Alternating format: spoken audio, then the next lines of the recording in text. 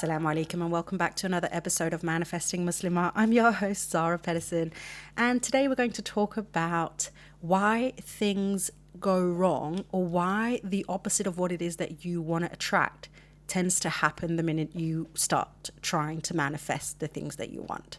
Did I explain that properly? So like why the things are going wrong when you are starting to do right.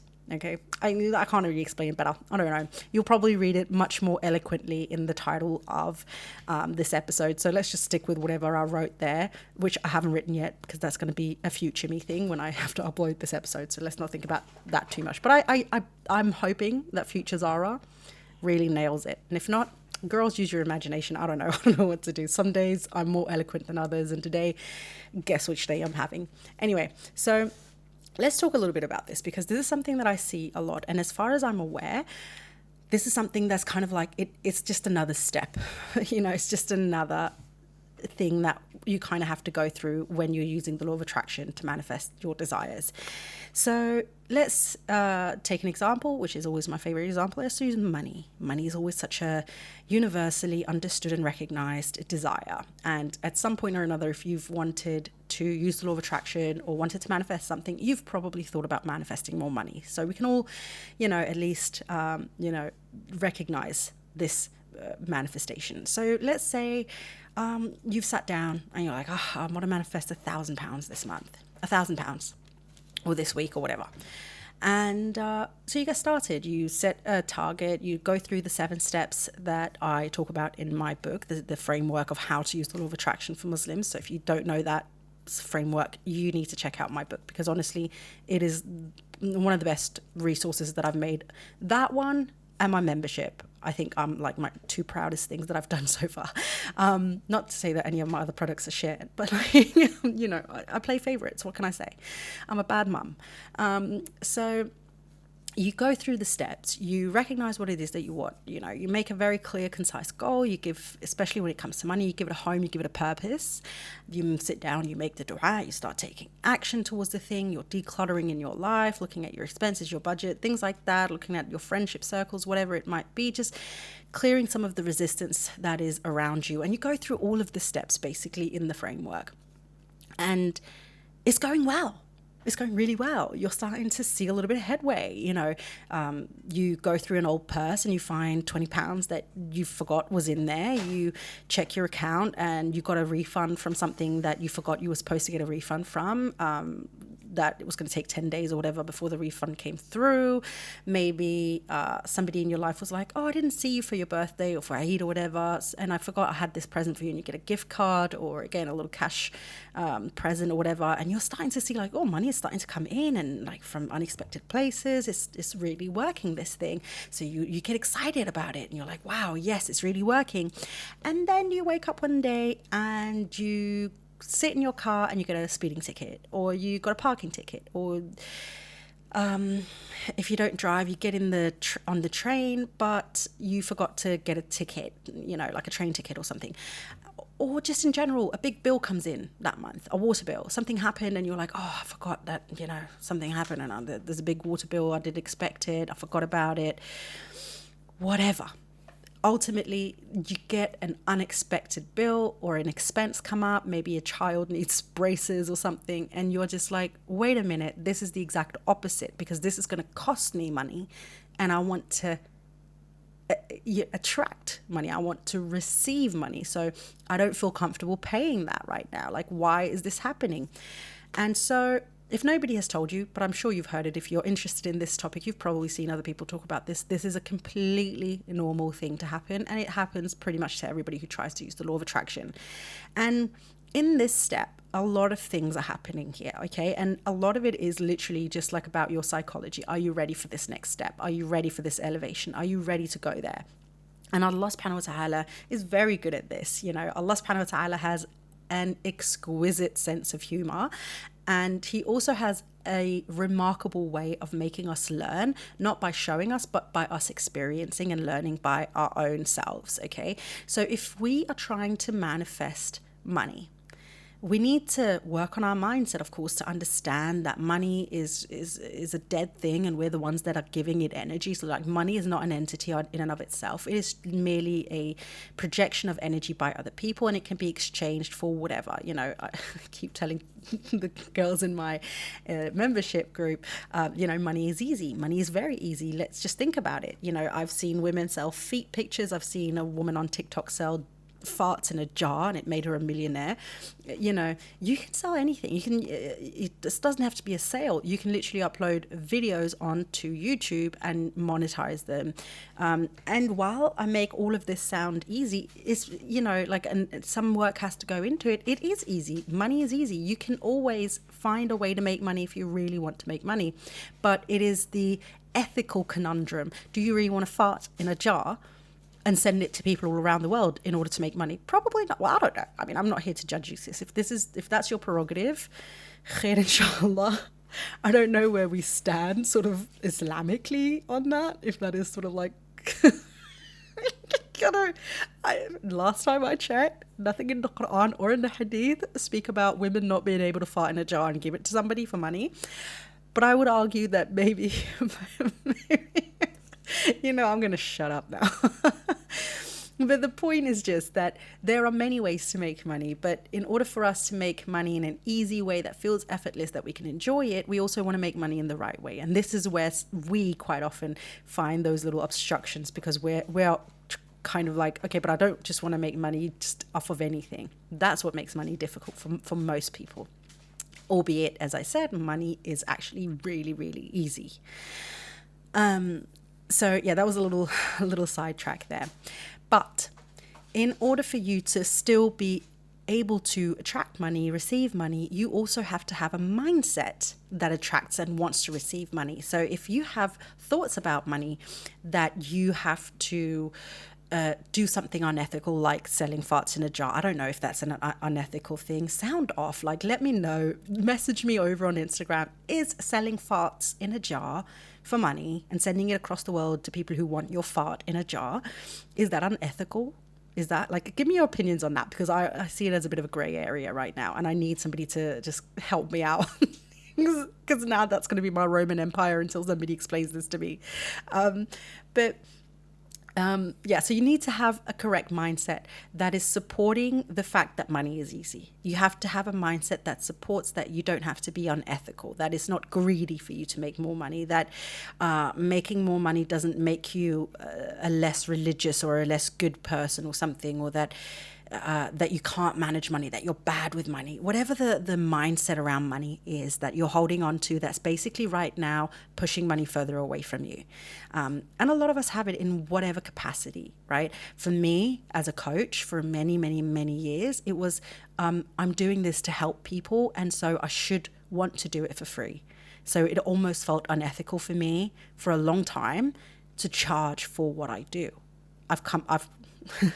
I'm not in that position anymore. Alhamdulillah, I can charge for my work. But for a long time, I struggled with that, meaning it was hard for me to even advertise my own services. So even to put myself out there and make myself even more available to women, because I was walking around thinking it was unethical of me to charge for my services.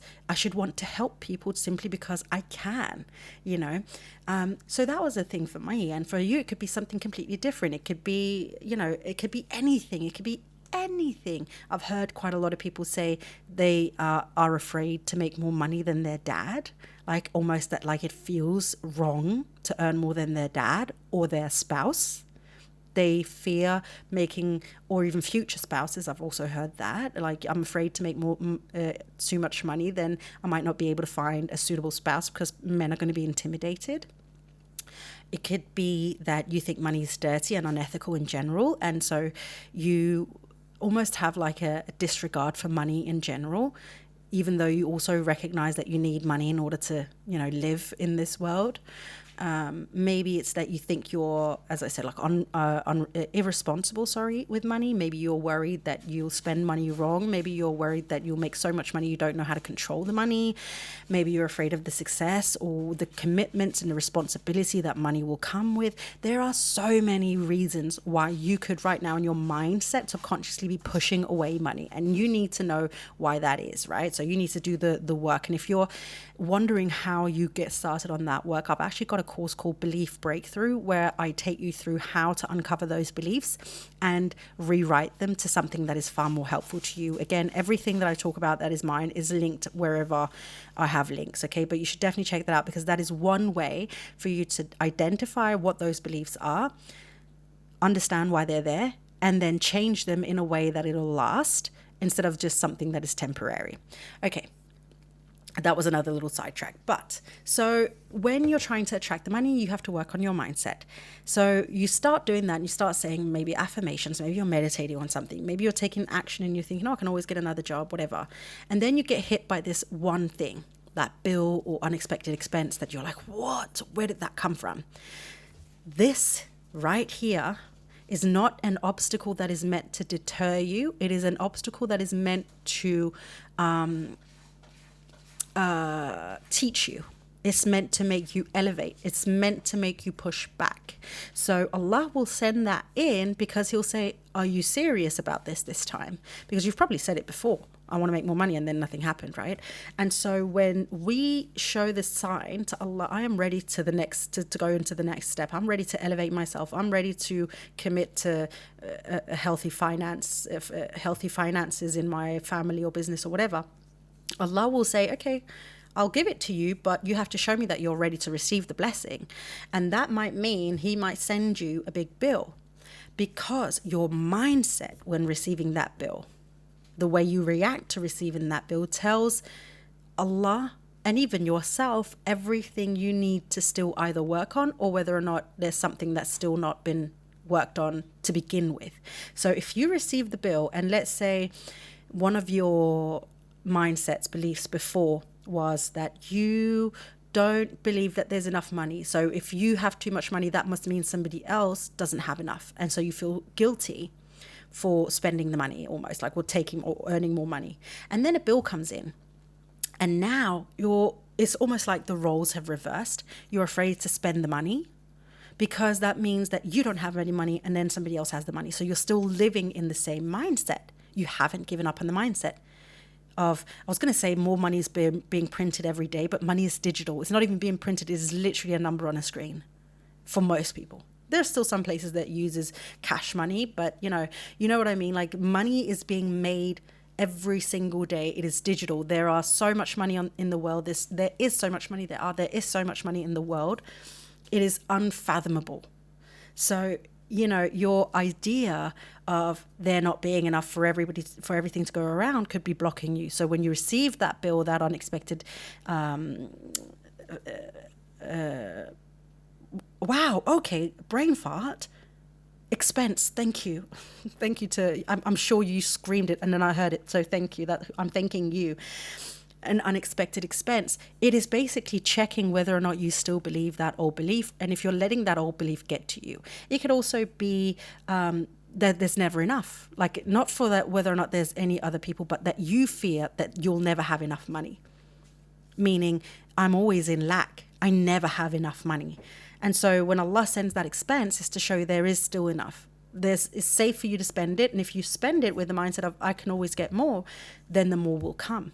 So do you see what I mean? It's almost like a little bit of a lesson in an obstacle. And Allah sends it to you because there's a little test in there. Do you mean what you say, or do you just say it because you think it sounds good? Right? Allah can see right through it, of course. And so he'll send these little challenges for us during our manifestation journey. And ultimately, when we get that, the intention here is that we should say, Alhamdulillah.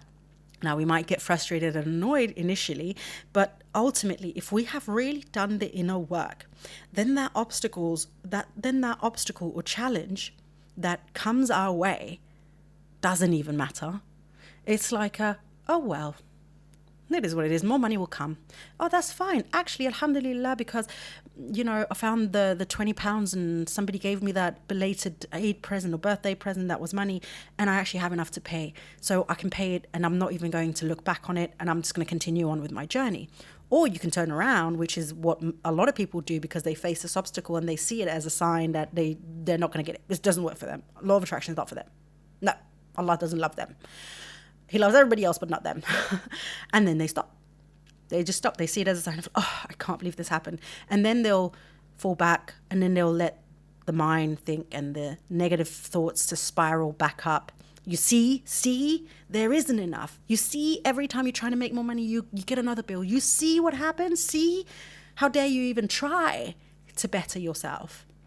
Right? So they let those negative thoughts spiral, and instead of just shutting them up and being like, oh, well, alhamdulillah, khair, inshallah, paying and moving on, they fester in it. They allow it to stay with them, and they are soaking in it. And then they delay paying it. They delay paying the bill, the payment, whatever it is. They delay it. They procrastinate on it. And that, again, is you festering in an energy that you no longer wish to have. You don't want to be in lack, but when you're festering in that energy, you're allowing the lack to soak you right in. Be like, hi, you're a part of us now. Like, this is your life now. Come into this mushy pool of lack and no abundance. And in reality, when you get that bill and you have the money, pay it. If you don't have the money, you pay some of it.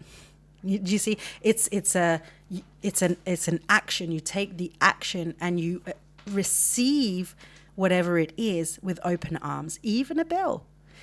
How you receive expenses, whether it be a bill, a fine, somebody broke an arm and needs a new cast. I don't know if that costs money anyway. Well, it does if you're in America, but like, sorry, 1 second. What are you doing? What are you playing with? What is that? The kittens have found something and they're like playing with it in the background, and I know, I gotta take it. I'm sorry. I'm sorry, girls. Can I take that? We don't need to play with that. It was a little stone. And they were rolling it on the ground, and that's all I could hear in the background, and I'm easily distracted. What can I say? I'm sorry about that. So it's the energy in which you receive the fine, the payment. Do you take it and immediately dreading looking at it? Do you open your bills and you're like, yeah, let's pay the bills. Alhamdulillah, I can pay bills. It's the perception, right? How are you seeing it?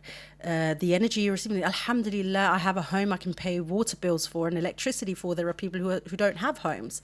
There are people who can't afford to pay their water bills. Alhamdulillah, I can afford to buy my kid braces if they need braces, and pay for the dental bill and all that stuff. What's the energy you're receiving it with? Is it dread and anxiety and lack? You're afraid to lose the money? Are you counting all of those pennies thinking, if I only pay half now, even though I can pay the full thing, I'll have a little extra for myself? Or do you just pay it and say, I can manifest more money and Allah will give me more money if I'm meant to have a little bit for myself to enjoy myself with this month? What's the energy in which you're receiving the obstacle, right? And in this case, it being an expense, whether a bill or fine or otherwise, right? And that will teach you so much about whether or not you've done enough of the mindset work. Have you done enough? Have you done what is required of you in order for you to elevate to that next step? Because one thing Allah has said to us in the Quran is He will give there's a couple of things He says, but one is, and I'm paraphrasing wildly, you know me, okay? That He will give for which we strive for, meaning we have to work for it as well. Allah will bless us, and He's willing and ready to bless us abundantly. And sometimes we don't have to work for it. But a lot of times as well, Allah also says, if you're striving for it, I'll give you what you're striving for. Meaning you have to put in some work. You can't just sit back and cry to Allah all the time and expect that He will change your world all the time just because you said so. Sometimes He's like, yeah, I'm so ready to change your world. But like, baby girl, I need you to take a few steps of your own. The finish line is right there. Come on, you can do it. I gave you 2 legs. Let's go. Right? And another thing that Allah subhanahu wa ta'ala says to us in the Quran is that He will not change a condition until the person changes what is within themselves. And again, this can be read in so many ways, but I see it, one of the ways that I see it is mindset. What is within yourself is the mindset, your beliefs, right? Your energy. So if you're walking around and believing negative things, and Allah's like, but I need you to start believing a little bit higher of yourself, the world that I have put you in, your possibilities, your options as my servant, and you're still sitting there stuck in your toxic thinking that's keeping you stuck and holding you back from being the best version that Allah knows you can be, then He's not going to change the condition, because He's like, but I'm waiting for you. Like, do that work. I need you to look inwards, and I need you to change some things that are holding you back and restricting your perspective, your output in this life, in this dunya that I have given you, right?